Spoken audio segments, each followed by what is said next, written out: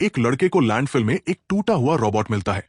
पहले उसे लगता है कि यह सिर्फ एक पुराना खिलौना है, लेकिन जब वो उसे रिपेयर करता है तो उसे पता चलता है कि इस रोबोट में अद्भुत क्षमताएं हैं। भविष्य की दुनिया में अब ट्रेडिशनल बॉक्सिंग का महत्व लगभग खत्म हो चुका है, क्योंकि उनमें पहले जैसा वायलेंस और एक्साइटमेंट नहीं रहा। इसलिए उन्हें ह्यूमन कंट्रोल्ड फाइटिंग रोबोट्स वाले ग्लैडिएटर फाइट्स ने रिप्लेस कर दिया है। चार्ली कैंटन एक फॉर्मर प्रोफेशनल बॉक्सर है। अब वो देश भर में घूमकर रोबोट बॉक्सिंग में हिस्सा लेता है, लेकिन उसकी किस्मत अच्छी नहीं है। वो लगातार हारता ही रहता है। एक रात के बाद चार्ली अपने वैन में उठता है। चारों तरफ खाली बियर बॉटल्स पड़ी होती है। तभी उसे एक आदमी का कॉल आता है, जो उससे उसके $30,000 उधार के बारे में पूछता है। चार्ली उस आदमी को गलत नाम से बुला देता है। आदमी तुरंत समझ जाता है कि वो अकेला इंसान नहीं है जिससे चार्ली ने पैसे उधार लिए हैं। चार्ली तुरंत बहाना बनाता है कि नेटवर्क प्रॉब्लम है और कॉल काट देता है। तभी कुछ लड़कियां वैन के पास आती है और उससे उसका फेमस फाइटिंग रोबोट एम्बुश दिखाने को कहती है। एक लड़की कैमरा निकालकर फोटो लेने लगती है, लेकिन चार्ली कहता है कि फोटो लेने के लिए $5 देने होंगे। बच्चे सोचते हैं कि ये रोबोट तो बस पुराना कबाड़ है, इसलिए वे चले जाते हैं। बाद में मेले में चार्ली की मुलाकात उसके पुराने दोस्त रिकी से होती है, जो वहां के अरीना का मैनेजर है। रिकी कहता है कि अगर एम्बुश उसके बुल के खिलाफ फाइट करेगा तो वो चार्ली को $3,000 देगा। लेकिन प्रॉब्लम यह थी कि बुल का वजन 800 पाउंड था और एम्बुश उससे बहुत हल्का था। फिर भी चार्ली फैसला करता है कि वह रिस्क लेगा। वो रिकी को $20,000 की बेट ऑफर करता है अगर वह फाइट जीत गया। रिकी बेट एक्सेप्ट कर लेता है, लेकिन चेतावनी देता है कि अगर चार्ली हार गया और पैसे नहीं दे पाया तो कॉन्सिक्वेंसेस बहुत खराब होंगे। फाइट शुरू होती है। चार्ली पब्लिक के सामने एम्बुश का ड्रामेटिक इंट्रोडक्शन करता है। शुरू में सब कुछ ठीक चलता है। रोबोट आसानी से बुल के अटैक्स डॉज कर रहा होता है, लेकिन चार्ली ऑडियंस को एंटरटेन करने में इतना बिजी हो जाता है कि वो पीछे से आते गुस्से में बुल को नोटिस नहीं कर पाता। बुल एम्बुश से जोर से टकरा जाता है और उसकी लेग तोड़ देता है। चार्ली तुरंत रिकी से फाइट रोकने के लिए कहता है, लेकिन रिकी अपने अपोनेंट को हारते देखना चाहता है, इसलिए फाइट जारी रहती है। कुछ ही देर में एम्बुश पूरी तरह टूटकर बेकार मेटल का ढेर बन जाता है। बाद में बच्चे उस रोबोट के टुकड़े सूवेनियर्स की तरह उठाकर ले जाते हैं। चार्ली के पास लॉस भरने के लिए पैसे नहीं होते, इसलिए वो चुपचाप रिकी से बचकर निकलने की कोशिश करता है, लेकिन दो आदमी उसे फॉलो करते हैं। चार्ली सोचता है कि वे पैसे लेने आए हैं, इसलिए वो उनमें से एक को मार देता है, लेकिन वे लोग बताते हैं कि वे पैसे लेने नहीं आए। वे चार्ली को एक दुखद खबर देते हैं। उसकी एक्स वाइफ की मौत हो चुकी है। अब उनका 11 साल का बेटा मैक्स अनाथ हो गया है। चार्ली को अपने बेटे की फ्यूचर की ज्यादा परवाह नहीं होती। वो कोर्ट जाकर पेरेंटल वेवर साइन करने का फैसला करता है। उसकी एक्स वाइफ के कुछ वेल्दी रिलेटिव्स मैक्स को अडॉप्ट करना चाहते हैं। चार्ली उन्हें $1,00,000 में कस्टडी का राइट बेच देता है। उसे $50,000 एडवांस मिलता है। डील ये होती है कि मैक्स समर में कुछ समय चार्ली के साथ रहेगा, ताकि फादर सन रिलेशनशिप बेहतर हो सके। इन पैसों से चार्ली ब्लैक मार्केट से नॉइजी बॉय नाम का रोबोट खरीद लेता है। नॉइजी बॉय एक advanced voice control fighting robot होता है। चार्ली फिर अपने जिम लौटता है। वहां बेली टैलेट रहती है, जो उसके पुराने कोच की बेटी है। बेली चार्ली को महंगा रोबोट खरीदने के लिए डांटती है, क्योंकि उसने अभी तक रेंट भी नहीं दिया है। चार्ली उसे फ्लर्ट करके मनाने की कोशिश करता है, लेकिन बेली उसे याद दिलाती है कि उसे बिल्स पे करने के लिए पैसे चाहिए। इसी दौरान मैक्स के रिलेटिव्स उसे वहां छोड़ जाते हैं। मैक्स गुस्से में होता है, क्योंकि उसके पिता ने कस्टडी के पैसे उसके साथ शेयर नहीं किए। चार्ली कहता है कि उसने सारे पैसे रोबोट खरीदने में खर्च कर दिए। अगर मैक्स को यह पसंद नहीं है तो वो चला जा सकता है, लेकिन मैक्स रुकने का फैसला करता है, क्योंकि वो नॉइजी बॉय की अनबॉक्सिंग देखना चाहता है। जब बॉक्स खुलता है तो एक सैमुराई आर्मोर वाला रोबोट बाहर आता है। सभी लोग उसे देखकर इंप्रेस्ड हो जाते हैं। चार्ली वॉइस कंट्रोल टेस्ट करता है और कुछ बैटल कमांड्स बोलता है, लेकिन रोबोट रिएक्ट नहीं करता।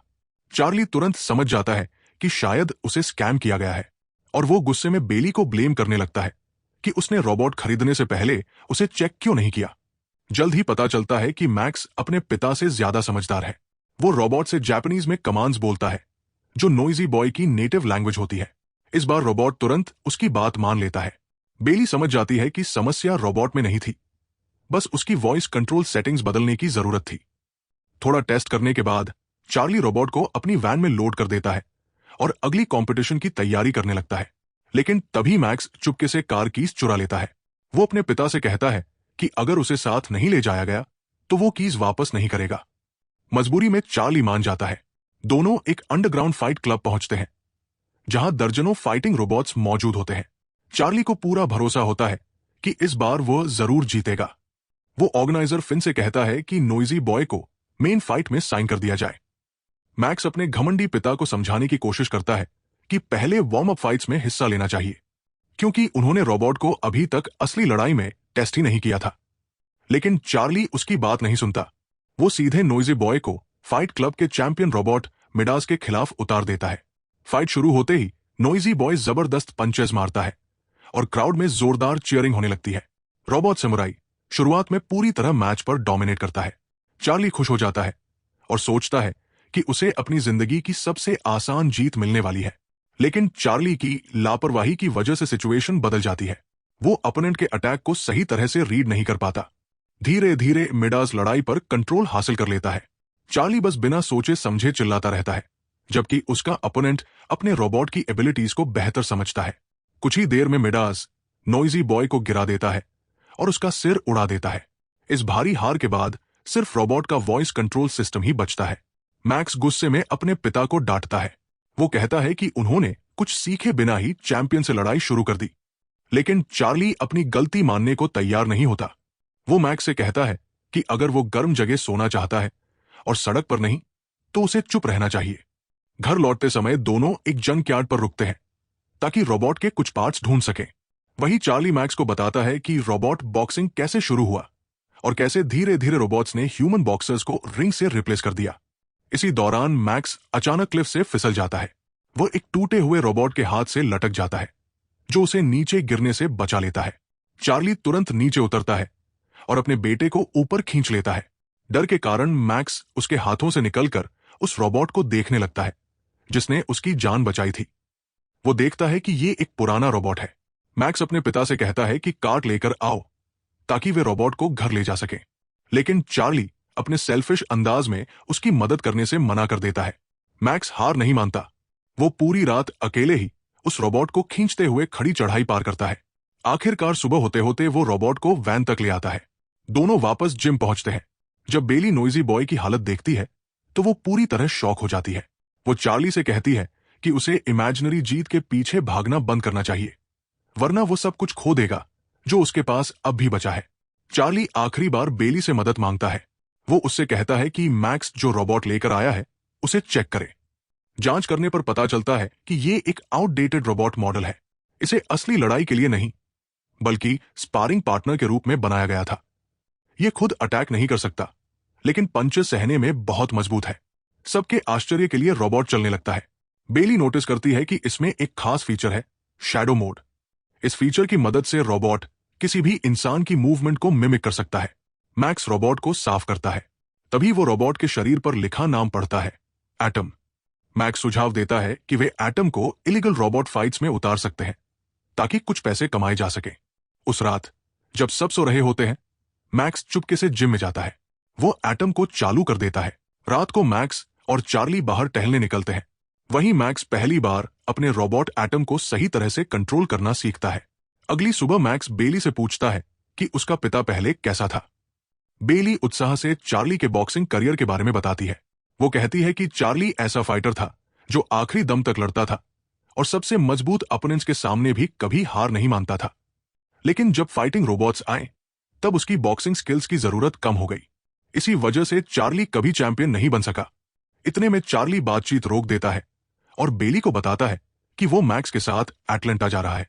वहां उसे उम्मीद है कि कोई पार्टनर मिल जाएगा जो नया रोबोट खरीदने में उसकी मदद करेगा। जब वे एटलांटा पहुंचते हैं तो चार्ली मैक्स से कहता है कि वो लॉबी में इंतजार करे, जबकि वो फिन से मिलने जाता है। उसी समय मैक्स की मुलाकात होती है टक मशिदो से, जो जूस नाम के चैंपियन रोबोट का क्रिएटर है। टक रिपोर्टर से कहता है कि जूस बैटलफील्ड पर अपने हर अपोनेंट को डिस्ट्रॉय कर देगा। दूसरी तरफ चार्ली फिन से पैसे उधार मांगता है क्योंकि वे पुराने दोस्त हैं, लेकिन फिन साफ मना कर देता है और कहता है कि वो अब उसकी मदद नहीं कर सकता। गुस्से और झुंझलाहट में चार्ली फैसला करता है कि मैक्स को जू में होने वाली एक रोबोट फाइट में हिस्सा लेने देगा।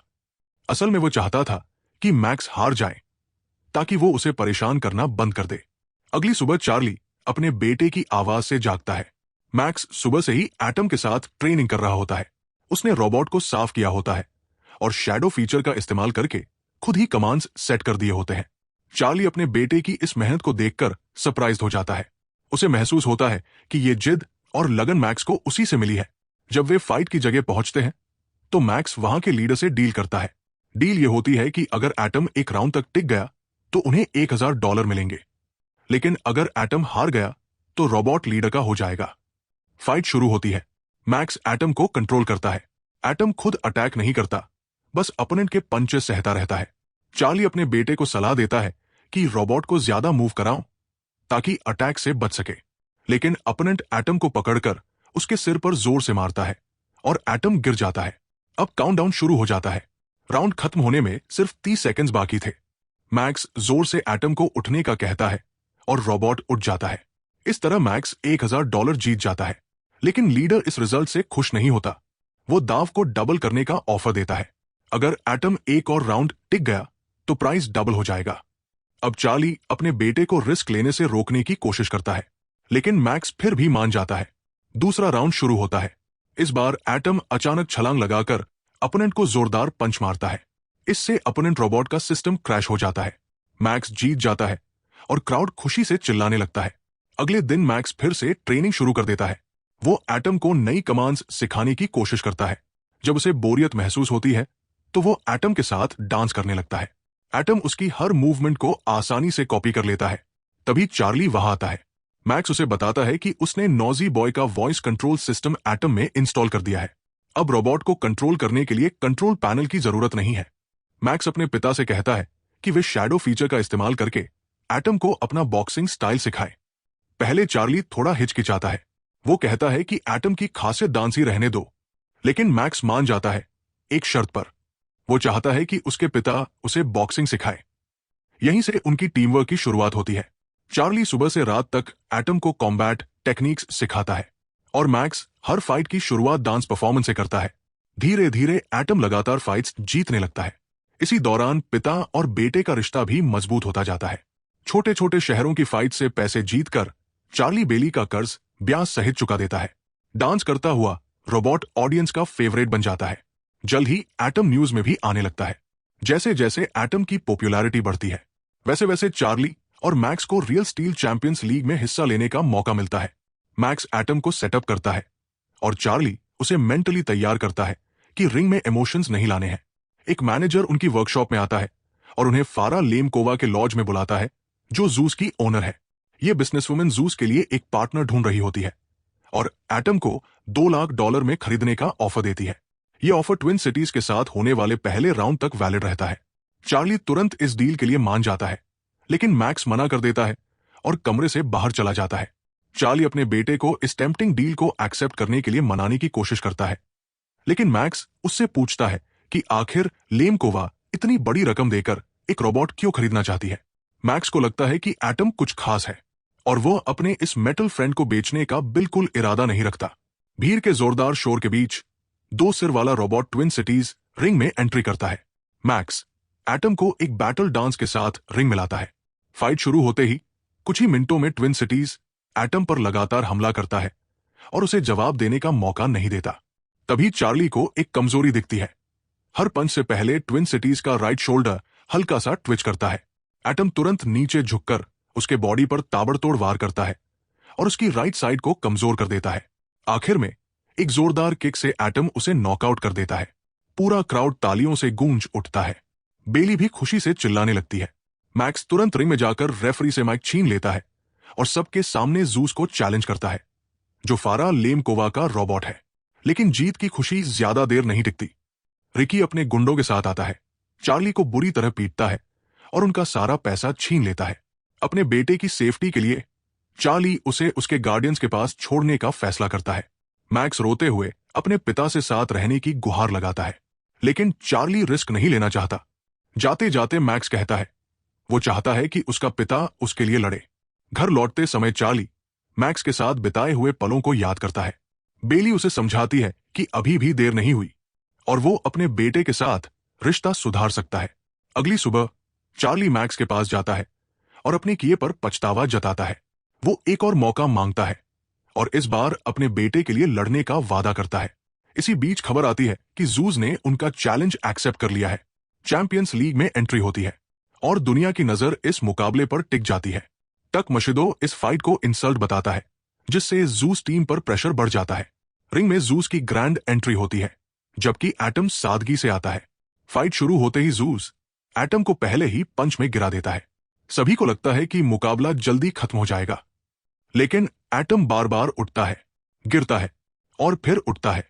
कई राउंड्स तक वो जूस के सामने डटा रहता है। चौथे राउंड में जूस एटम को भारी डैमेज देता है और उसका वॉइस कंट्रोल सिस्टम भी डिस्ट्रॉय कर देता है।